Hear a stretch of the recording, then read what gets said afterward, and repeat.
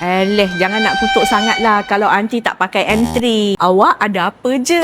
Inilah dia BMW M2. Harga RM288,000 je. First, mestilah kita nak tengok performance dia dulu. Dia pakai enjin 3.0 S55 dengan twin turbo rear wheel drive. Top speed dia dalam 250 km/h. Tapi electronically limited lah. 0 ke 100 dalam 4 saat. Kalah awak ni kalau aunty bawa pergi Genting. Torque dia boleh cecah 600 Nm dengan 450 horsepower. Jangan risau, aunty cucuk lane paling kanan, aunty tak lupa bagi signal. Ingat aunty tak pandai bawa ke kereta performance ni? M2 ni dia coupe je. Memang kena lah dengan aunty. Tengok body dia, sangat sharp dan sporty. Aunty siap bagi free signal lagi untuk M2.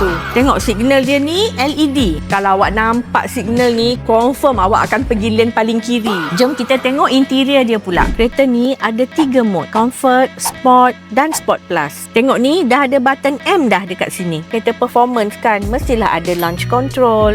Nak drag race aunty tak? Aunty naik Genting nanti, manual lah, pakai pedal shifter. Dia pakai 2-seater electric bucket seat, full leather. Cukup lah 2 seat. Korang nak bawa wife atau girlfriend korang je kan? Belakang ni memang boleh duduk. Tapi, awak nak duduk ke sempit macam ni? Interior dia memang sporty and sleek. Tengok ni, dia pakai carbon tu.